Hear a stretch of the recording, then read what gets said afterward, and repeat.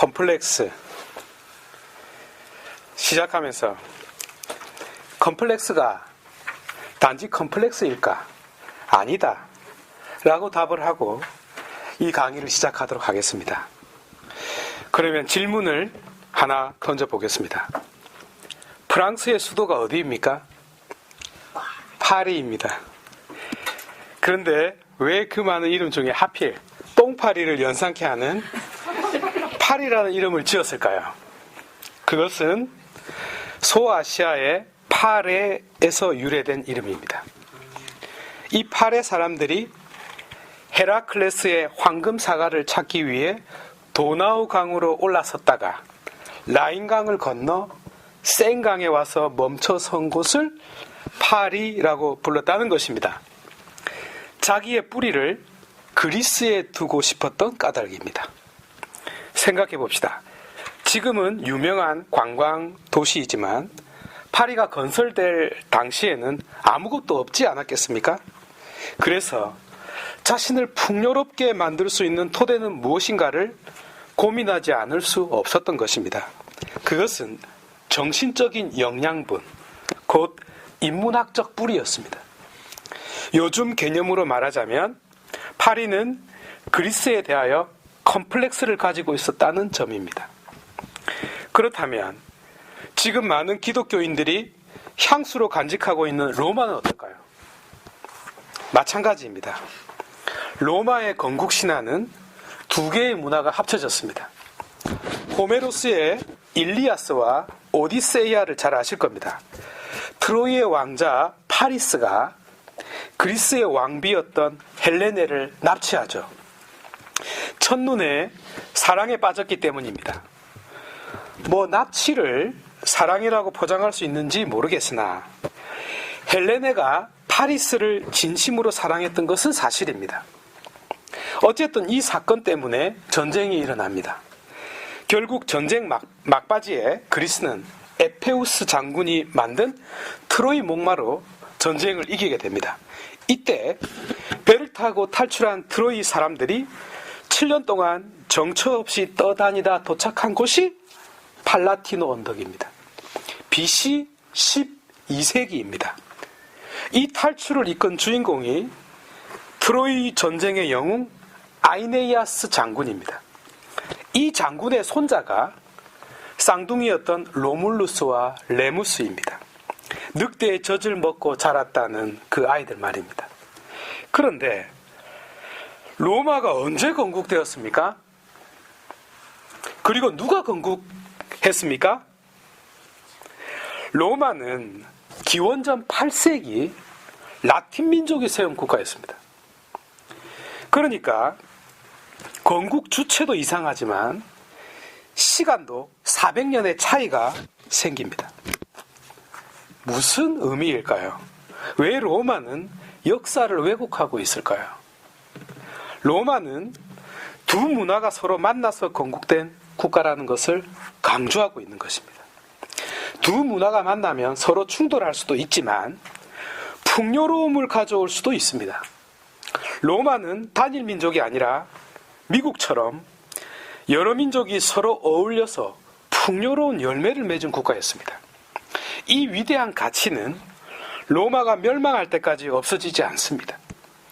또한 바로 이 가치가 로마를 제국으로 성장하게 만든 근원이었습니다.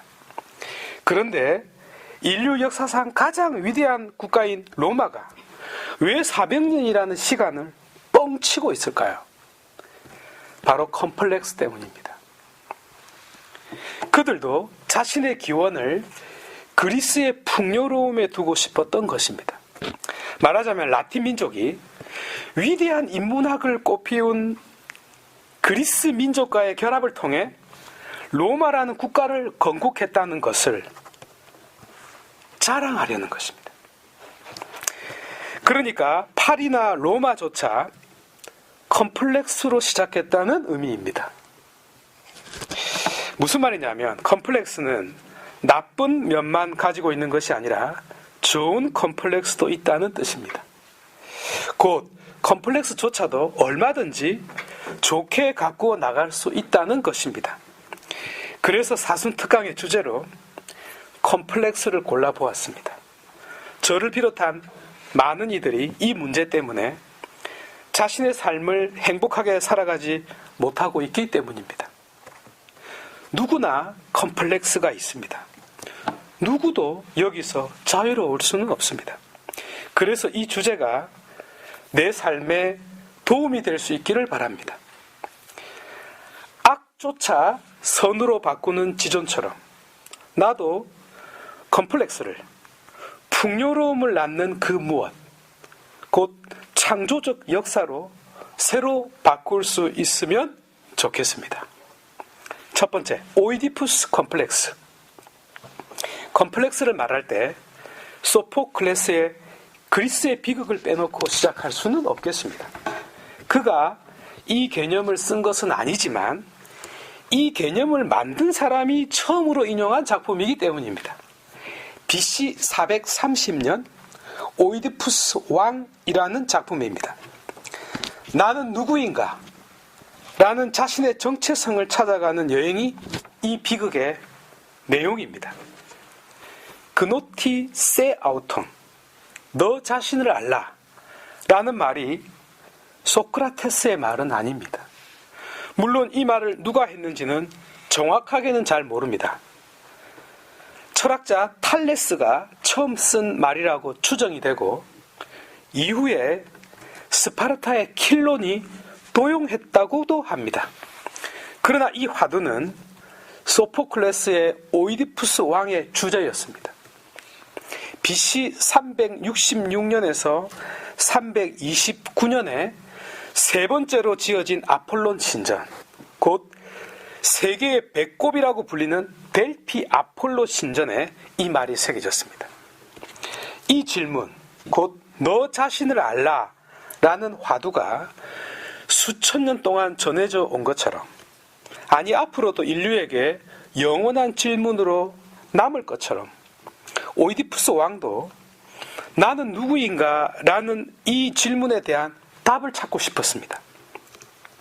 하지만 이 여행은 철학적 사색이 아니라 운명적 신비론으로 흐르고 맙니다. 그래서 심리적 옷을 입게 됩니다. 프로이드의 관심을 끌게 된 이유입니다. 주인공은 아버지를 죽이고 어머니를 취합니다. 비록 모르고 범한 범죄이지만 이 사건을 통해서 인간이 가지게 되는 마음 또는 감정을 잘 서술하고 있습니다. 이를 바탕으로 심리학은 인간의 마음과 감정을 설명하기 시작합니다. 예컨대 아들은 엄마를 사랑합니다. 그런데 엄마를 사랑하는 아빠가 있죠? 아빠도 마찬가지입니다. 아내를 사랑하는데 그래서 자기한테 시간을 내주고 자기 얼굴만 보고 살았으면 좋겠는데 아내는 어디를 보고 있습니까? 아이를 보고 있네요. 언제부터 그랬습니까? 아이가 생겼을 때부터요. 미묘한 감정이 생기고 있습니다. 그래서 아이가 아빠에 대하여 가지고 있는 감정, 혹은 이후 아빠를 넘어서야 하는 여러 강박관념을 일컬어 오이디푸스 컴플렉스라고 명명했습니다. 그런데 이것이 그저 옛날 이야기일까요? 예컨대 선조들은 자식들에게 이 스트레스를 엄청나게 주었습니다. 가문을 생각하라, 조상들의 얼굴에 먹칠하지 마라 등등의 말씀으로 자식들의 행동을 묶어버렸습니다. 오늘날에는 아버지가 의사, 판사, 교수라면 자식에게도 말 없는 말이지만 아버지와 같은 그런 출세를 요구합니다. 그래서 자녀들이 스트레스를 받는 것이죠. 아닙니까?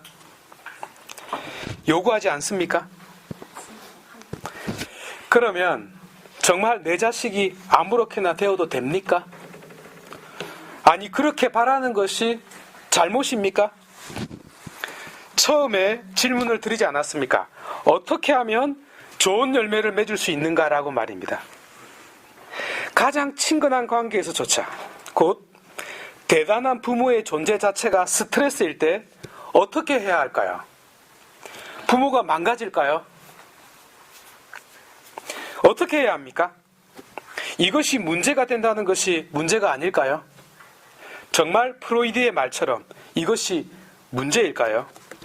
마치 오늘날 정신의학이 자연스러운 현상까지도 정신적 질병처럼 분류해 놓은 것처럼 말입니다. 한번 생각해 봐요. 시어머니가 죽기 전까지 정신이 또렷또렷하고 눈은 부엉이처럼 부릅뜨고 입은 독사혀처럼 낼름거리면서 말한다고 생각해 보세요. 살 수 있겠습니까? 그래서 나이가 들어 정신이 흐릿해지는 것은 양쪽 모두에게 복이 될 수 있습니다. 신의 선물이 될 수 있습니다. 그리고 실제로 오랜 세월 신의 선물로 여겨왔습니다. 컴플렉스를 바라보는 시각을 한번 달리 해보자는 것이죠. 두 번째, 인류 최초의 컴플렉스. 그러면 인류 최초의 컴플렉스를 찾아보도록 합시다.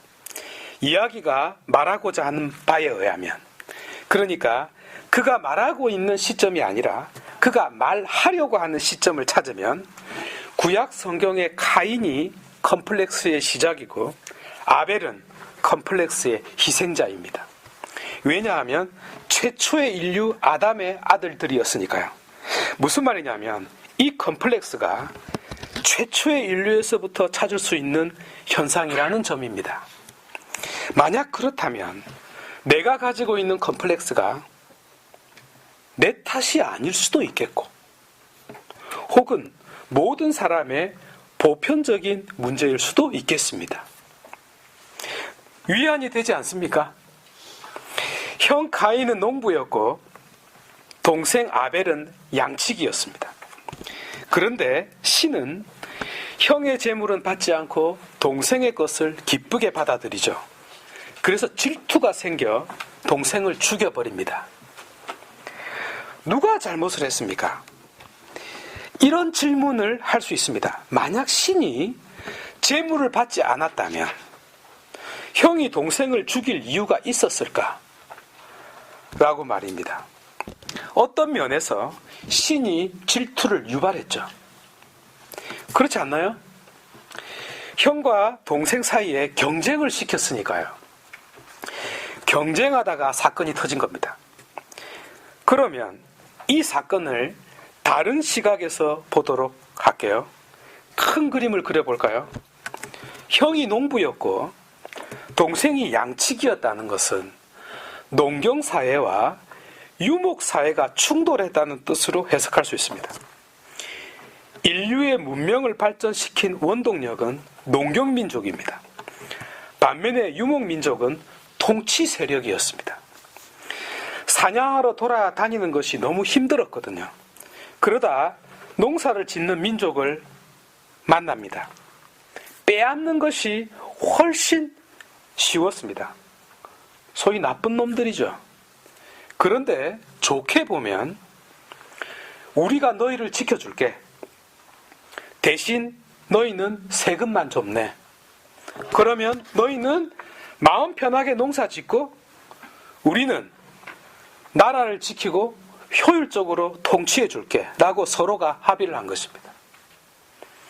양쪽 다 좋은 겁니다.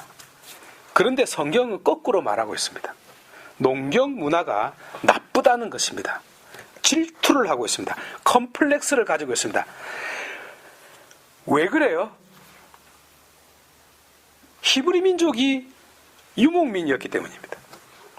힘이 없는 유목민, 떠돌이 민족, 가나안 땅을 부러워하고 있는 유목민이었기 때문입니다. 그래서 이방 민족을 나쁘게 말하고 있습니다. 그러나 사실은 자신들이 이방 민족이죠. 소위 죄를 덮어 씌우는 겁니다. 그리고 자신이 오히려 희생된 자라고 말하고 있습니다. 아벨의 희생을 통해서. 이 진술 속에 질투가 다른 옷을 입고 있습니다. 신이 자신을 사랑한다고 말합니다. 자신을 정당화합니다. 흥미롭게도 신은 아벨의 후손들이 카인을 보복하지 못하도록 합니다. 무슨 말이죠? 남의 땅을 차지해서 미움을 샀잖아요. 그래서 아벨이 죽습니다. 저항을 했다는 뜻입니다. 그래도 복수하지 말라는 겁니다. 왜요? 이미 그때는 두 문화가 서로 융화되었다는 증거이기 때문입니다. 양쪽 다 컴플렉스가 있었을 텐데, 그래서 한쪽이 분노를 폭발했는데 다른 쪽이 복수하지 않음으로써 풍요로운 역사, 곧 구세사가 시작되었음을 보여주고 있는 것입니다. 말하자면 구세사조차 컴플렉스에서 시작되었다는 뜻입니다.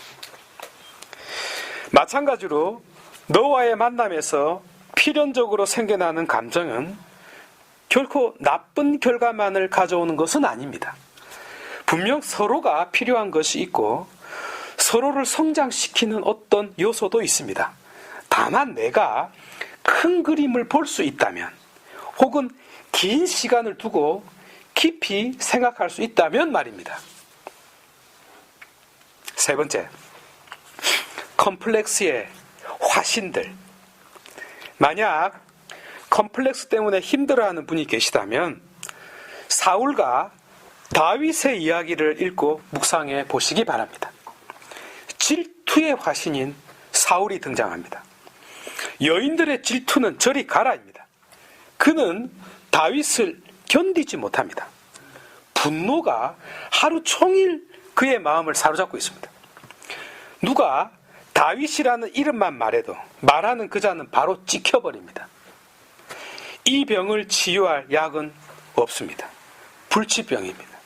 방법이 없습니다. 아무도 못 말립니다. 하여 아들 여호나탄이 매번 아버지를 붙잡습니다. 그러나 그것도 잠시일 뿐이고 결국 질투의 화염에 휩싸이고 맙니다. 전지전능하신 분도 방법이 없었습니다. 하여 그분도 사울을 포기합니다. 왜 사울이 다윗에 대한 이 컴플렉스를 가졌을까요? 자기의 왕위가 걱정되었기 때문입니다. 더군다나 아들 여호나탄에게 왕위를 안전하게 물려줄 수 있을지도 오리무중이었습니다. 멍청하게도 아들 여호나탄은 자꾸 그놈을 변호해주고 있습니다. 아버지로서 사울은 다윗을 제거하는 것 외에 달리 다른 방법이 없었습니다. 아들을 위해서라도 말입니다. 그래서 이 비극이 생겼던 것입니다. 그런데 이런 일이 그 옛날 이야기입니까? 권력의 자리를 놓고 북쪽에서도 이복 형제를 죽이지 않았습니까? 중동의 어떤 나라는 왕자들을 전부 체포하지 않았습니까? 제가 이런 예를 든 이유는 컴플렉스가 지금 이 순간에도 내 삶의 자리에서 다양한 모습으로 감추어진 방식으로 복잡하게 놀랍고 잔인하게 그 분노가 표출되고 있다는 것을 말씀드리려는 것입니다. 너무 많아서 아닌 것을 찾기가 힘들 정도가 되겠습니다. 가톨릭 교회 역사가 2000년이 넘는데 얼마나 많은 사건이 있었겠습니까? 카데바 시노드, 일명 시체 재판이라는 사건이 있었습니다. 897년 스테파노 6세 교황이 111대 전임 교황 포르모스의 무덤을 파서 그 시체를 법정에 세웠습니다. 대답도 할 수 없는 시체에게 신문을 하고 유죄를 선고합니다. 칙령에 인장을 찍을 때 사용한 세 손가락을 자르고 그 시신을 덮은 제인은 벗겨서 평신도 옷으로 갈아입혀 시체를 테벨의 강에 던져버립니다. 그리고 그 교황에게 서품을 받은 사제들은 전부 면직시킵니다. 대부분의 많은 보복 행위들은 컴플렉스인 경우가 많습니다. 내가 잘한다는 것, 내가 옳다는 것을 드러내고 싶은 열등감에서 비롯됩니다. 겉으로는 다른 명분을 내세우면서 말입니다. 금방 말씀드리지 않았습니까? 아닌 경우를 찾기가 힘들다고. 제가 가슴 아프게 생각하는 교회 역사가 있습니다. 오리게네스 교부입니다. 물론 그분에게 몇 가지 잘못이 있었습니다. 그러나 파문당할 정도는 아니라고 생각하는데요. 2번이나 파문당했습니다. 교회 역사에서 처음입니다. 2번 파문당한 것은. 심리학적 안경을 쓰고 보면 주교님들이 컴플렉스를 가진 것입니다. 참고로 오리게네스 교부에 대한 이야기를 하자면 사적인 자리에서 사적인 장소에서 했던 말씀도 3사람이 받아 적었을 정도입니다. 그러니 공적으로 한 말씀과 가르침 또는 그의 책들이 얼마나 대단했겠습니까? 이런 칭송을 소위 최고의 목자인 교황과 주교는 견디지 못했습니다. 이를 일컬어 엘리트 컴플렉스라고 부릅니다. 엘리트는 컴플렉스가 없을 것 같죠? 아닙니다. 더 심합니다. 그 사람이 나보다 높게 칭송을 받는 것을 참지를 못합니다. 그래서 죽여버립니다. 그래도 그냥 파문만 하면 될 텐데 그의 모든 책들까지 불태워버렸습니다. 그의 흔적까지 지우고 싶은 컴플렉스 때문입니다. 제3자의 입장에서 보면 컴플렉스를 가진 자가 위에 있는 자를 끌어내린 것으로 보입니다. 평등해졌네요. 그런데 지금 이 역사의 위치에서 보면 어떻게 되었습니까?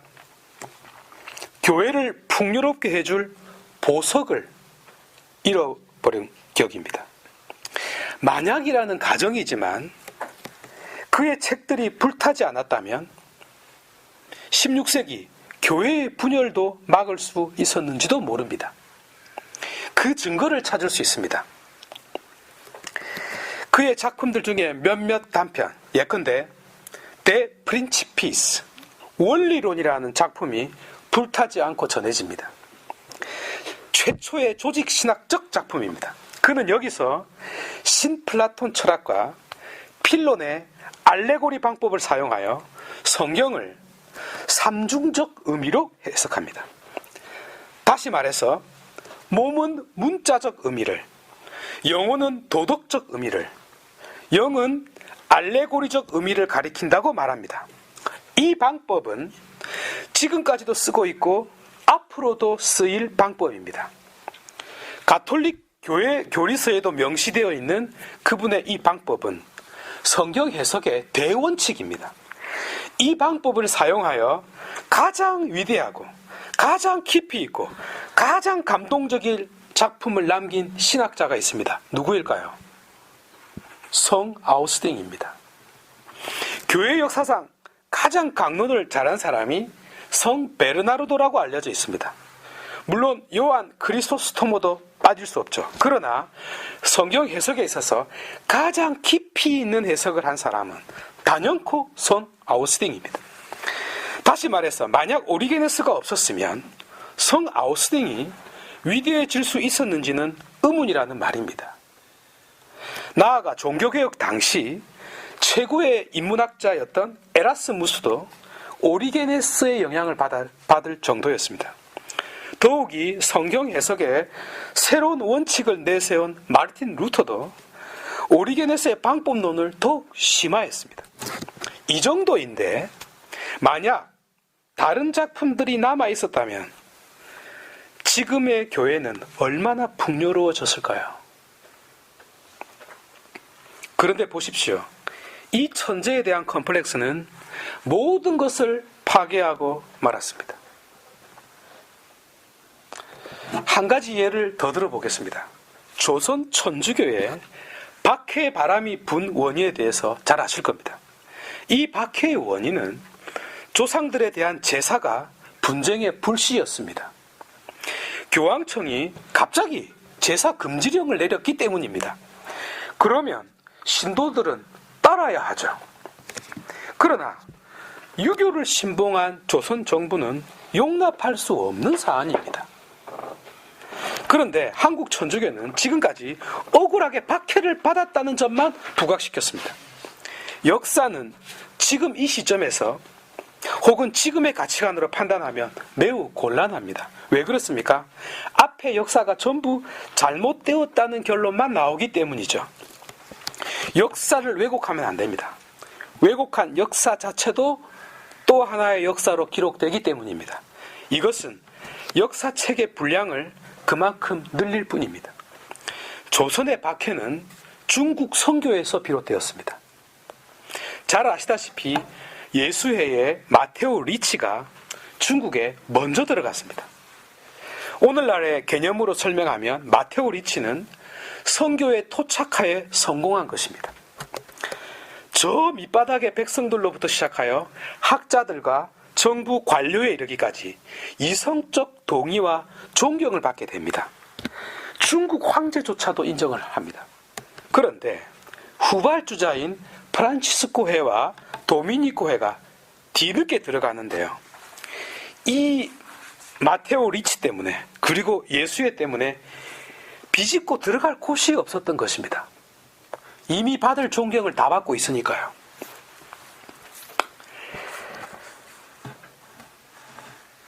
소위 존재감이 없었습니다. 그렇다면 어떻게 해야 합니까? 끌어내려야죠. 그래서 문제 삼은 것이 예수회의 조상 제사의 허용이었습니다. 이를 교황청에 고발한 것입니다. 컴플렉스네요. 그런데 제가 이렇게 이야기하면 프란치스코회와 도미니코회가 가만히 있겠습니까? 반론을 펼치겠죠. 당연합니다. 예수회가 이런 빌미를 제공했습니다. 좀 심하게 이야기하면 예수회가 인정받은 곳은 중국밖에 없었습니다. 유럽에서는 막강한 권한을 남용했기 때문에 거의 대부분의 국가에서 예수회는 추방당합니다. 포르투갈에서부터 시작하여 이탈리아를 거쳐 저 스위스에 이르기까지 전부 추방당합니다. 말할 수 없는 범죄들을 저질렀습니다. 그래서 교황청에 예수회를 해산하려는 압력이 유럽 곳곳으로부터 몰려옵니다. 1773년 6월 클레멘스 14세 교황은 예수회를 추방합니다.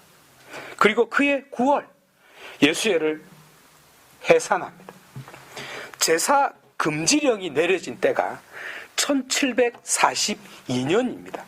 30년 정도의 간격이 있습니다. 무슨 말입니까? 아니 어떤 그림이 그려집니까? 예수회는 모든 신뢰를 다 잃었습니다. 중국에서 선교하고 있는 마테오 리치만 빼고 말입니다. 그러나 교황청이 어떻게 알아요?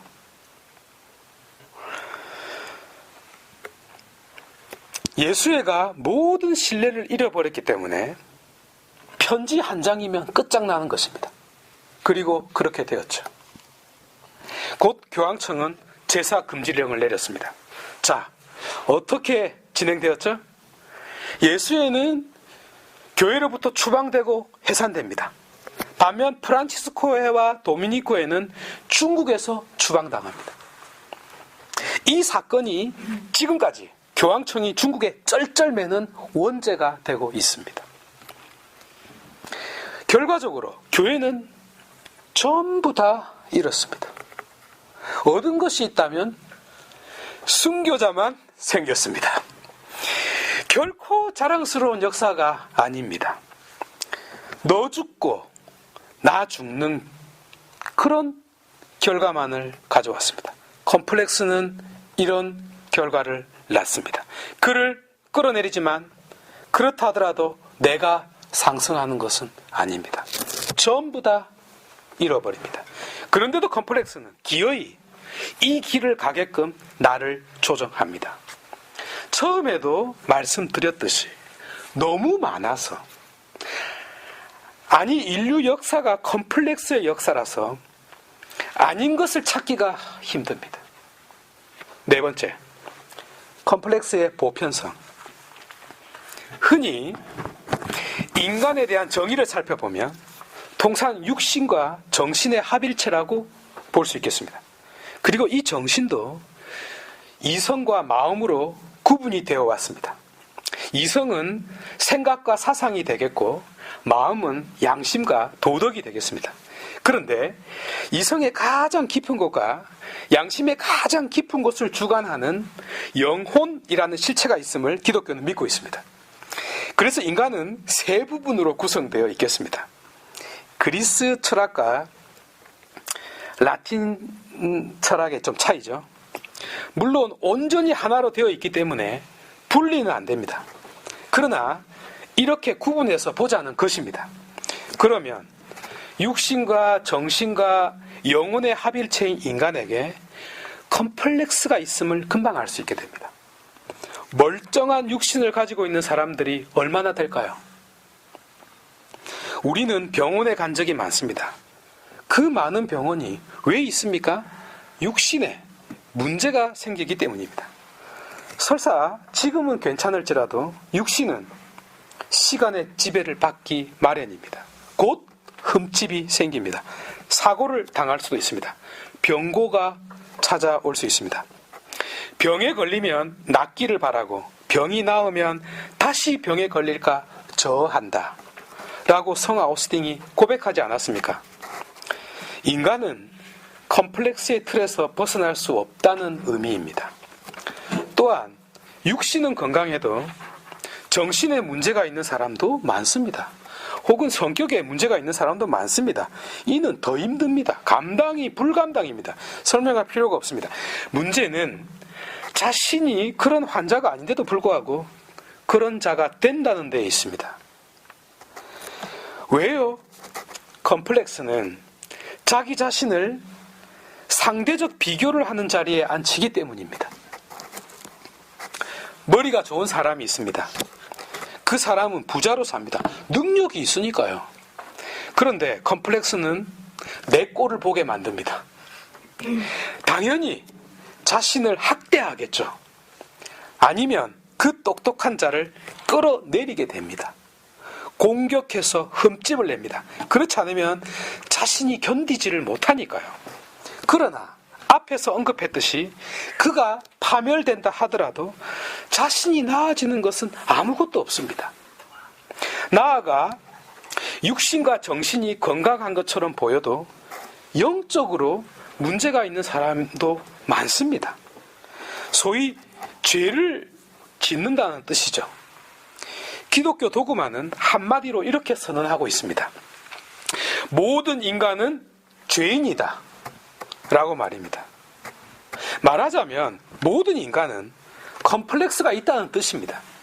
인간은 삼중 컴플렉스, 곧 육신적 컴플렉스, 정신적 컴플렉스, 영적 컴플렉스 자체를 극복하기 힘들다는 뜻입니다.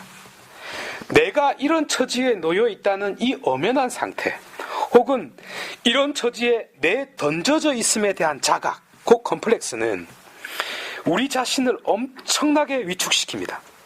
심하게는 죽음에까지 이릅니다. 왜냐하면 밑바닥으로 내몰린 상태는 인간의 자존감을 낮추어 버리기 때문입니다. 하여 자살하는 사람은 자존감이 있는 대로 낮아졌기 때문에 자살하는 것입니다. 더 이상 살아갈 자신감이 없어졌기 때문에 그런 길을 선택하는 것입니다. 만약 우리들 중 누군가가 다른 사람의 인격을 무시하거나 짓밟아 보세요. 어떤 일이 생길까요? 그는 사생 결단을 낼 각오로 덤빌 것입니다. 말 그대로 너 죽고 나 죽는 일이 생깁니다. 무슨 뜻이냐면 컴플렉스와 자존감은 떨어지지 않는다는 말입니다. 반면에 갑질하는 자들은 어떨까요? 역시 컴플렉스의 발로입니다. 그릇이 안 되는 자가 많은 돈을 가지게 되거나 큰 권력을 가지게 되는 일이 흔히 생길 수 있습니다. 그자는 자기 자신을 높이고 싶은 컴플렉스를 가지고 있습니다. 누구에게나 생길 수 있는 보편적 현상입니다. 자기 자신을 높이기 위해서 혹은 내가 너보다 낫다는 것을 확인하기 위해서 너를 깔아 뭉개는 것입니다. 하여 넘어진 대상을 보고 자기 위치를 확인하는 것입니다. 심각한 컴플렉스입니다. 그러나 이런 질문을 던져보겠습니다. 만약 내가 돈과 권력 혹은 명예 또는 다른 사람보다 더 나은 무엇을 가지게 된다면 그때 나는 다른 이를 존중하고 살 수 있을까요? 라는 질문이요. 나는 그렇게 안 할 것 같습니까? 자기 자신을 특별한 자로 세팅하지 마세요. 그러면 어떻게 해야 합니까? 쉽지 않네요. 두 가지 가능성을 제시해 보겠습니다. 물론 하나로 만납니다만 이 중 하나의 결론을 살짝 말씀드리자면 작은, 겸손한, 하찮은, 덜 성숙한, 곧 컴플렉스 자체가 자기 이름이었던 사도 바오로께서 전해주시는 필리피 창가에 그 힌트가 담겨 있습니다. 당신이 쓴 말씀이 아닌 당신조차 물려받은 기독교의 빛나는 보석 필리피 창가 말입니다. 기독교 신앙과 신학에서 가장 중요한 단어들이 다 모여있는 필리피 창가에서 그분은 기독교 신앙의 정수, 곧 보편적 구원의 가능성을 또 하나의 실천적 믿음의 길로 제시하면서 이렇게 가르치고 있습니다. 예수 그리스도께서 지니셨던 그 마음을 여러분 안에 간직하십시오. 끝. 그분께서는 모르페테우, 하느님의 모습, 포르마 데이를 지니셨지만 하느님과 같음을 당연한 것으로 여기지 않으시고 말하자면 강제로 취하지 아니하시고 오히려 당신 자신을 비우시어 모르페 둘루, 종의 모습, 포르마 세르비를 취하시고 사람들과 똑같이, 여기서 똑같이는 번역이 잘못됐습니다. 사람들과 비슷하게 되셨습니다. 호 모요마띠입니다. 번역이 아주 크게 잘못됐죠. 이렇게 여느 사람처럼 나타나 당신 자신을 낮추시어 죽음에 이르기까지, 아니 십자가 죽음에 이르기까지 순종하셨습니다. 그 다음 구절은 아실 겁니다. 필리피 창가는 이 창가 자체만으로 강의를 따로 해야 합니다. 창세기 시작부터 인간의 구원에 이르기까지 기독교 신학을 전부 꿰뚫고 있기 때문입니다. 어쨌든 그분은 모르페테우, 그러니까 하느님의 모습을 지니신 분이셨는데 모르페 둘루, 종의 신분을 취하셨다고 말합니다. 흥미롭게도 여기서 쓰인 모르페라는 단어는 본성, 특성이라는 뜻인데 종의 신분이라는 말에도 똑같이 사용되었습니다. 이 단어는 70인역, 그러니까 히브리 말을 그리스 말로 옮긴 성경에 당신과 유사한 모습에는 쓰이지 않습니다. 이 학자들은 하느님의 모상인 첼렘이라는 단어를 아이코나라고 번역했습니다. 곧 이마고 데이, 하느님의 모상으로 번역했습니다. 이 비교만으로도, 그러니까 창세기와 이 필리피 창가와 기독교 교부들이 쓴 이 신학에서 쓴 단어의 비교만으로도 하나의 강의가 되겠습니다. 어쨌든 이콘이니까 비슷하지만 동일하지는 않습니다. 그러나 예수 그리스도는 다릅니다. 그분은 호모우시아, 동일 본성, 곧 하느님과 똑같은 본성을 지니신 분입니다. 이 개념이 기독교 신앙과 신학 전체를 완전히 덮고 있습니다. 기독교를 공격하려면 바로 이 자리를 공격하면 됩니다. 다른 것은 아무 소용이 없습니다. 말하자면 기독교의 강점이면서 동시에 컴플렉스가 동일 본성을 주장하는 자리가 되겠습니다. 호모 우시아는 두 단어가 합쳐진 말입니다.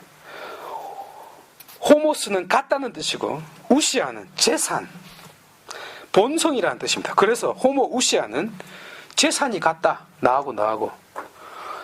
그래서 본성이 같다는 뜻이 되었습니다.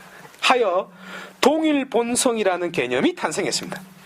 제가 잠시 설명을 드리는 이유는 기독교 신학에서 가장 중요한 개념도 바로 이 동일 본성이기 때문입니다. 그런데 이 동일 본성과 다른 본성, 곧 비슷하지만 동일하지 않는 유사 본성, 호모이 우시아가 있겠습니다. 당연하겠죠. 이 개념을 두고 교회는 피 터지는 싸움을 했습니다. 이 두 단어를 살펴보면 영어의 I에 해당하는 히라버 이오타만 다를 뿐입니다. 그래서 이를 이오타 논쟁이라고 합니다. 전 인류의 구원 문제를 이오타 한 글자가 결정했습니다. 나아가 이 문제는 더 복잡하게 되는데요. 교부들이 호모 우시오스, 동일 본성을 same essence라고 하지 않고 same substance, 동일 실체라는 단어를 썼기 때문입니다. 또한 호모이 우시오스가 그러니까 유사 본성을 similar substance, 유사 실체라는 단어를 쓰는 바람에 더 헷갈리게 만들었습니다. 특강을 따로 하자는 말입니다. 어쨌든 필리피 창가는 기독교 신학이 정의하고 있는 개념과는 약간의 차이가 있습니다만 가장 오래된 기독교 전승이기에 중요하게 다루지 않을 수 없고 또한 이 컴플렉스 강의에도 빠질 수 없겠습니다. 징검다리에 해당하는 부분이기 때문입니다. 핵심은 하느님과 본질이 같으신 분이 그것을 마다하시고 우리와 비슷한 처지의 신분을 취하시고 나아가 당신 자신을 케노시스 곧 비우셔서 우리와 유사한 위치 곧 컴플렉스로 가득 찬 우리의 위치로 내려오셨다는 선언입니다. 하여 이 진술 앞에 진지하게 서는 것이 기독교의 최종적 답입니다. 이것은 위에서도 할 수 있고 밑에서도 올라갈 수 있는 징검다리입니다. 필리피 창가는 기독교의 그노시스, 곧 가장 중요한 지식 중의 지식이고 가장 중요한 비밀 중의 비밀입니다. 하지만 이 길은 믿음 안에 감춰져 있는 길이기 때문에 나의 능력을 벗어나 있는 길이기 때문에 신비의 베일 뒤에 남겨두도록 합시다. 다섯 번째, 컴플렉스의 개별성. 예전에 한 젊은 처자를 만난 적이 있습니다. 그런데 그 처자는 손가락이 하나 없었습니다.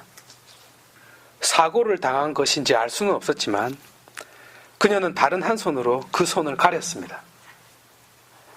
그런데 그녀의 모든 행동 속에 그 손을 감추는 것이 첫 번째였습니다. 두 손을 모으고 있으니까 겸손한 것처럼 보이지만 사실은 컴플렉스죠. 누구도 감히 그녀를 보고 그걸 가지고 뭘 그렇게 생각하느냐고 말할 수 없습니다. 왜냐하면 자기 몸이 아니잖아요. 설사 자기가 그런 문제를 극복했다 하더라도 그것은 그녀에게 가장 큰 상처입니다. 그것을 극복하지 못하느냐고 물어보는 것 자체가 무례함입니다.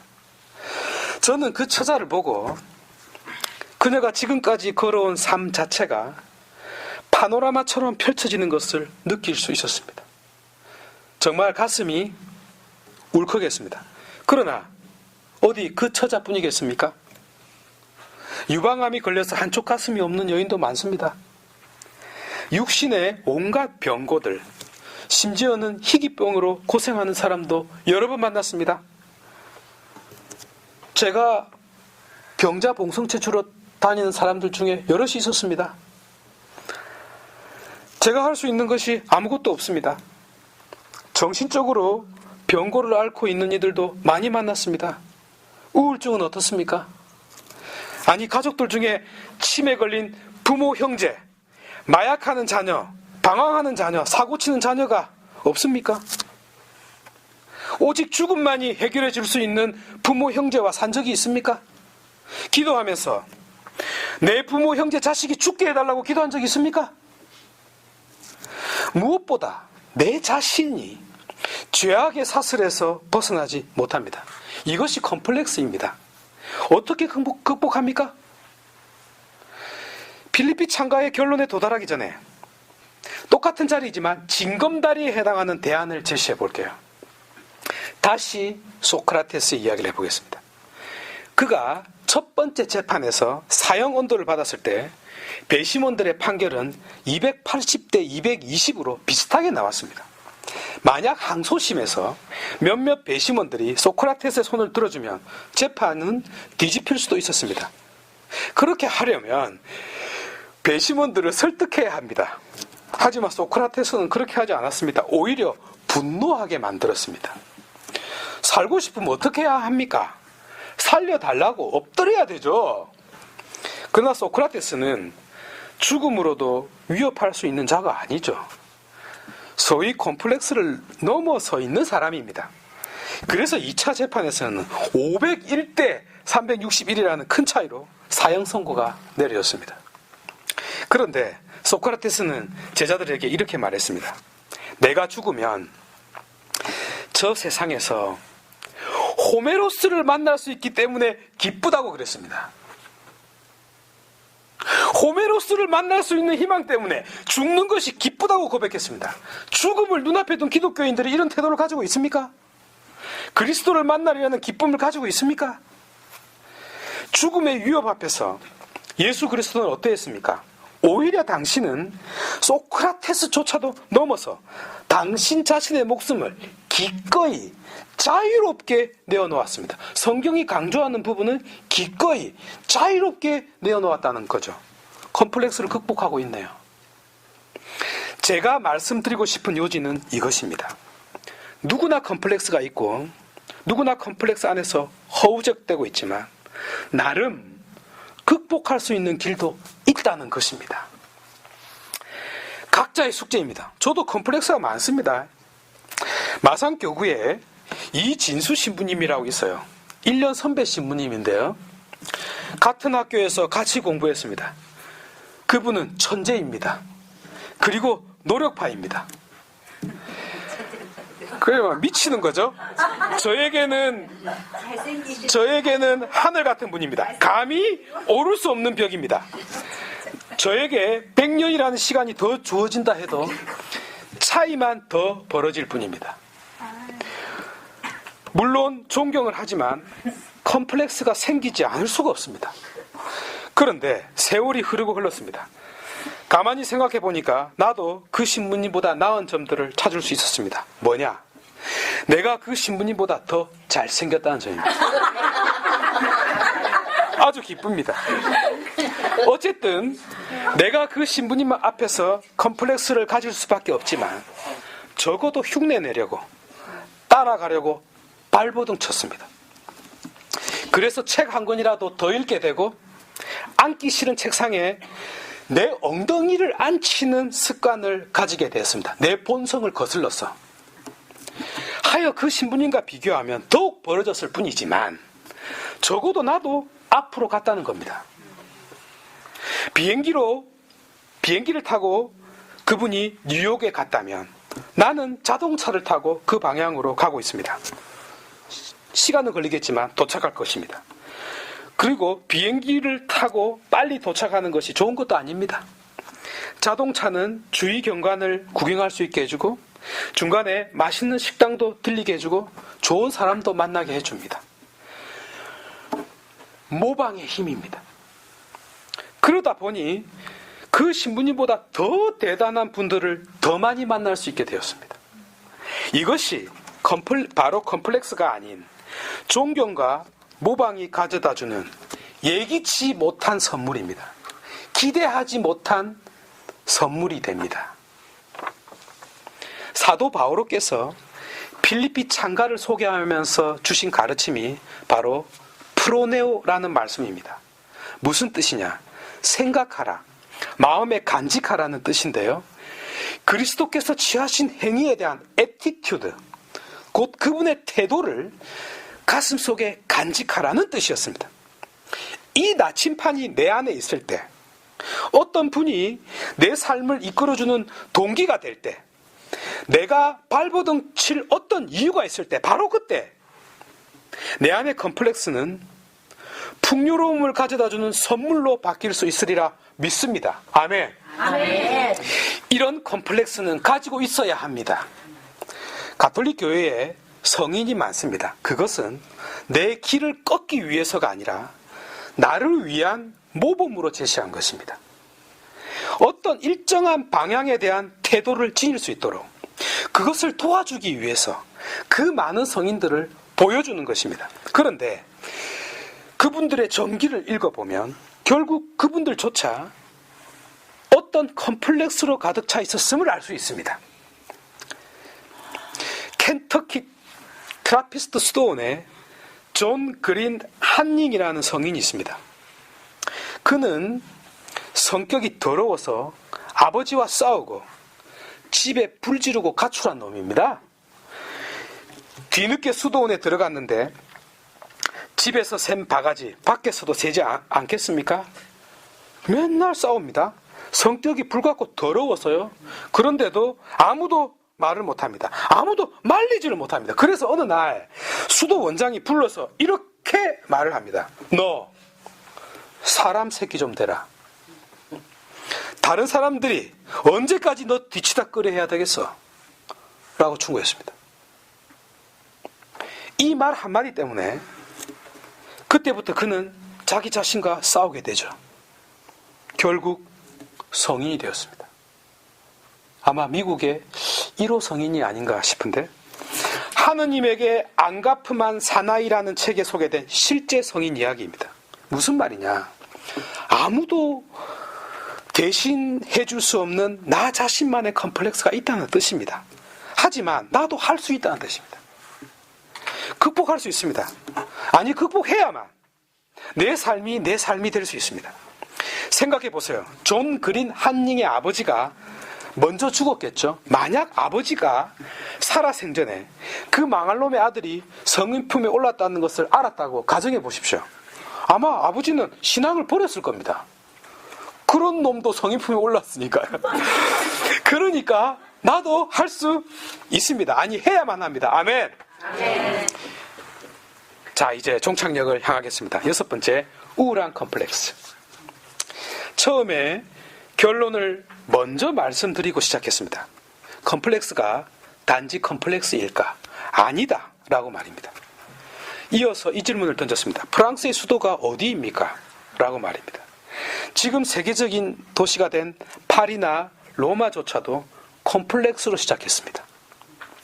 소크라테스는 호메로스를 만날 수 있으리라는 희망 때문에 자신에게 내려진 사형을 기쁘게 생각했습니다. 무슨 말입니까? 소크라테스가 호메로스에게 컴플렉스를 가지고 있었다는 증거입니다. 자기는 평생 철학자였지 문학가는 아니었거든요. 풍요로움에서 따라갈 수가 없었습니다. 왜냐하면 철학자들은 건물에 뼈대를 놓는 사람들인 반면 문학가들은 건물을 완성시키는 자들이기 때문입니다. 건물이 완성되고 나면 뼈대는 보이지 않습니다. 이것이 우리들에게 존경을 받고 있는 철학자들의 컴플렉스입니다. 무슨 의미죠? 세상이 컴플렉스로 덮여있다는 뜻입니다. 2004년에 55 캔크리-E라고 명명된 슈퍼 행성이 발견되었는데 행성 전체가 다이아몬드로 이루어져 있답니다. 만약 어떤 커플이 거기에 살고 있다고 가정해 봅시다. 그래서 생일 선물로 다이아몬드 반지를 해주면 어떻게 되겠습니까? 뺨 맞겠죠. 희소성이 없기 때문입니다. 만약 그렇다면 곧 우리의 삶이 온갖 컴플렉스로 덮여 있다면 그것만 극복해도 내 삶이 행복해질 수 있습니다. 희소성의 원칙에 의해서 곧 많은 사람들이 컴플렉스에서 빠져나오지 못할 때 내가 빠져나갈 수 있다면 그만큼 나는 행복하게 살 수 있는 것입니다. 행복이 희소성의 원칙에 의해 결정된다라고 말하는 자는 제가 세상에서 처음입니다. 희소성의 원칙을 붙잡아 보십시오. 그렇지 않으면 전체가 다이아몬드로 되어 있는 행성에 살고 있는 것과 같습니다. 어떻게 해야 행복할 수 있을까요? 거기서 나와야 합니다. 보석을 먹고 살 수는 없잖아요. 그래서 빠져나와야 하는데요. 문제는 탈출이 말만큼 쉽지가 않다는 것입니다. 존재론적으로, 본성적으로 가지게 되는 생각, 감정이기 때문입니다. 그래서 오이디푸스 왕이 여행을 떠난 것입니다. 나는 누구인가라는 질문에 답을 찾기 위해서요. 그러나 그는 철학적 사색을 한 것이 아니죠. 누가 했습니까? 너 자신을 알라 라는 질문을 한 그리스 철학자들이에요. 소크라테스의 말이 아닙니다. 그 자신도 이 질문 앞에 섰습니다. 흔히 너의 무지함을 공격하기 위해 이 말을 인용하는데요. 그래서 나는 내가 모른다는 사실, 바로 그 사실은 안다 라고 하면서 상대를 공격합니다. 물론 이 말이 소피스트들에게 향했지만 단순히 그런 뜻은 아닙니다. 너에게 한 질문이 아니라 나에게 한 질문이었습니다. 내가 그에게 이 질문을 하면 화를 냅니다. 이 무식한 자야 라는 말을 품위 있게 한 것에 불과하니까요. 이 질문은 인간이 인간에게 하는 질문이 아닙니다. 컴플렉스를 건드리기 때문입니다. 이 질문을 함부로 하면 사형을 받은 소크라테스처럼 죽습니다. 누가 이 질문을 해야 합니까? 신이요. 그래서 신전에 적혀있는 문구입니다. 신이 나에게 묻는 질문입니다. 이 순간에도 곧 신이 나에게 질문을 던지고 있는 순간에도 나는 이 질문을 너를 공격하는 도구로 사용할 수 있습니다. 컴플렉스네요. 아이러니하게도 굳이 그 사람을 깨닫게 해주고야 말겠다는 컴플렉스가 마지막 순간까지 작용하고 있습니다. 그래서 그리스 철학자들은 자신의 이 화두를 신의 질문으로 바꾸어서 질문을 했던 것입니다. 하여 이 물음은 화두입니다. 화두가 무엇입니까? 의문입니다. 왜 의문을 던집니까? 삶 전체가 의문이 아닌 것이 없기 때문입니다. 신앙도 신앙적 의문입니다. 철학도 철학적 의문입니다.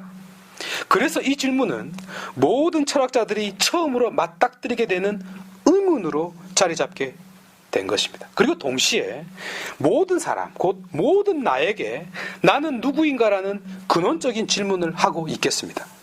지금 이 강의의 성격으로 환원하면 나는 컴플렉스를 가진 자라는 점을 영원히 깨우쳐주고 있겠습니다. 분위기가 좀 슬프네요. 우울하고 절망적이기까지 하네요. 맞습니다. 내가 여기서 벗어날 수 없으니까요. 그러나 제가 결론을 내기 위해서 막다른 골목으로 몰고 온 것입니다. 로마노 과르디니가 쓴 우울한 마음의 의미라는 책을 소개합니다. 강력 추천하겠습니다. 이 책은 로마노 과르디니가 키에르케고르에 대하여 쓴 글입니다.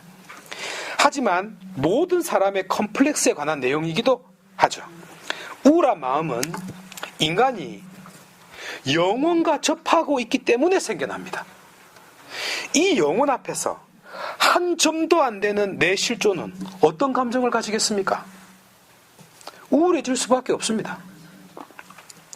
저는 이 순간을 사는 것이 기쁩니다.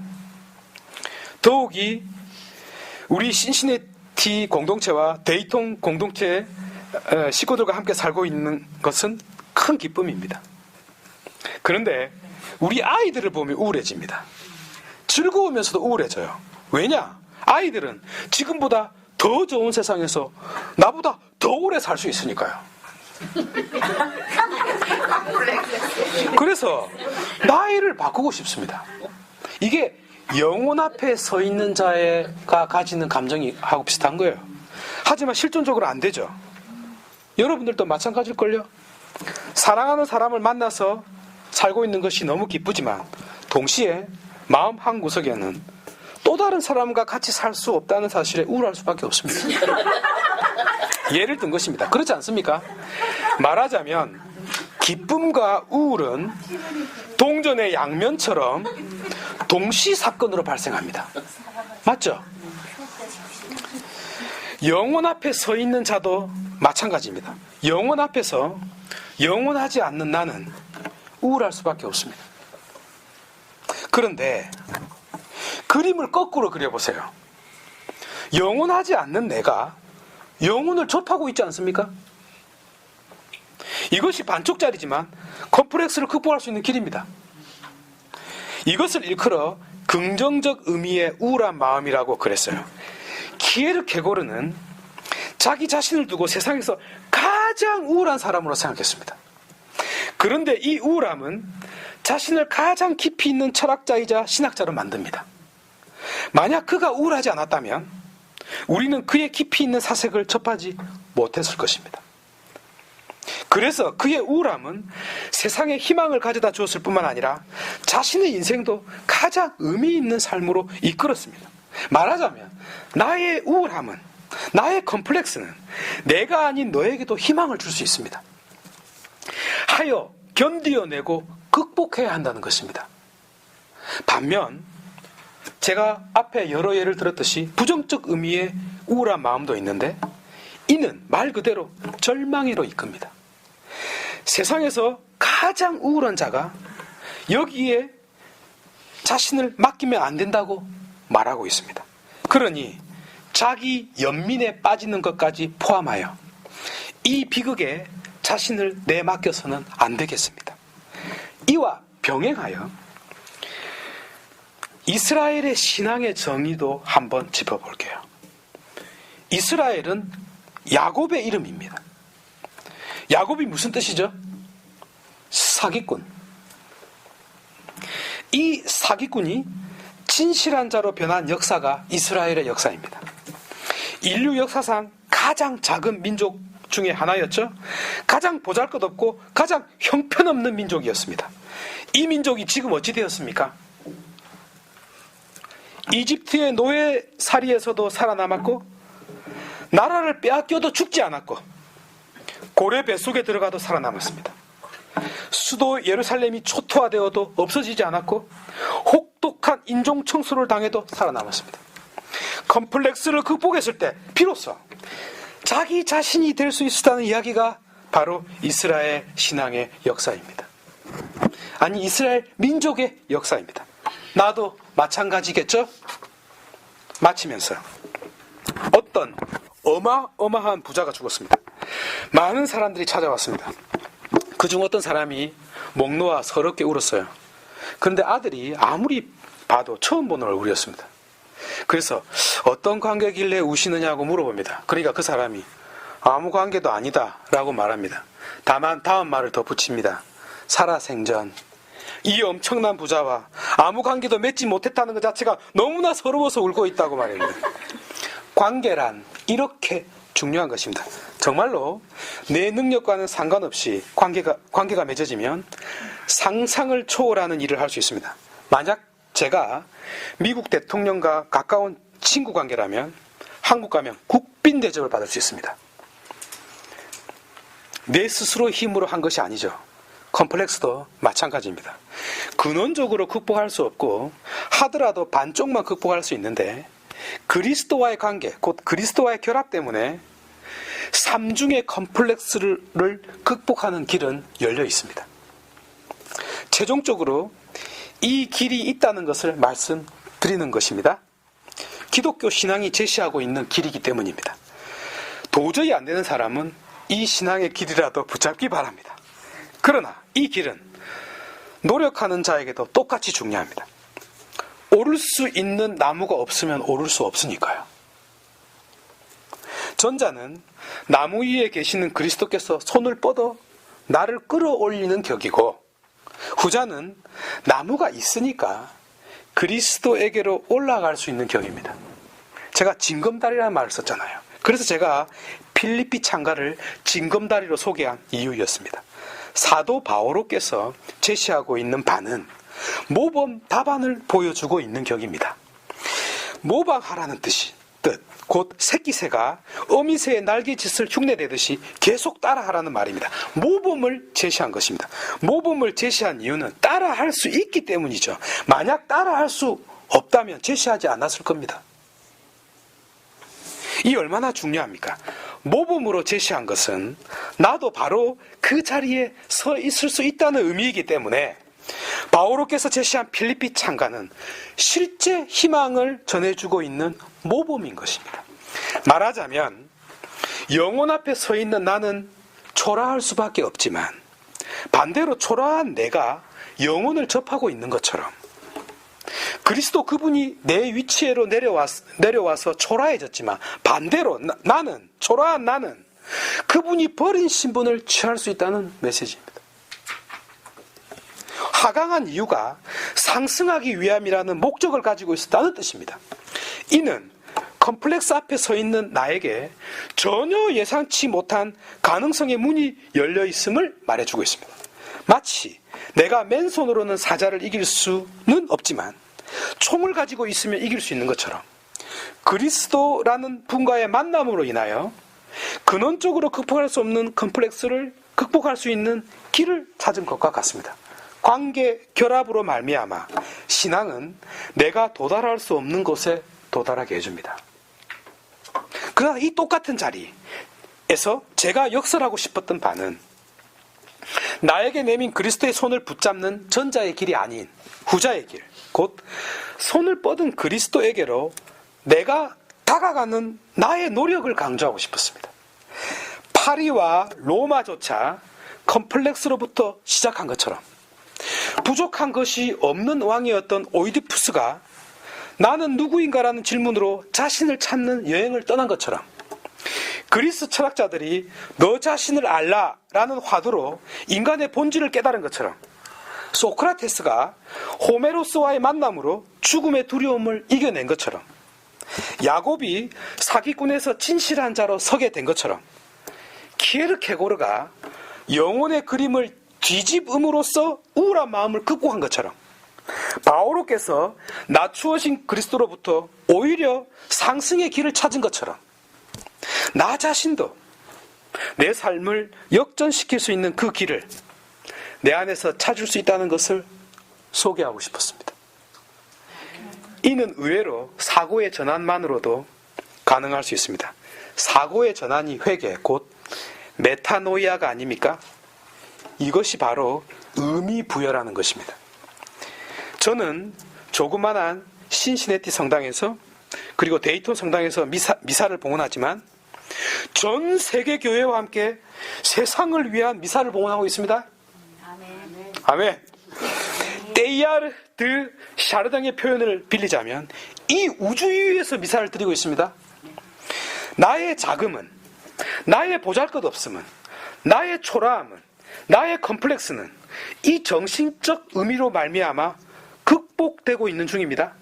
그래서 우리 자신의 인생도 이렇게 극복할 수 있으면 좋겠습니다. 키에르케고르가 자신의 우울함을 극복했듯이 말입니다. 그러면 곧 이 징검다리를 하나씩 딛고 가다 보면 어느새 건너편, 곧 기독교 신앙이 최종적으로 안내하는 그 경이로운 세상이 실제 현실로 다가올 수도 있겠습니다. 아니, 그분이 저쪽에서 이쪽 건너오기 위해서 징검다리에 서 있다는 것을 알게 될 것입니다. 긴 시간 경청해 주셔서 감사합니다. 유익한 시간이 되었기를 바랍니다. 감사합니다.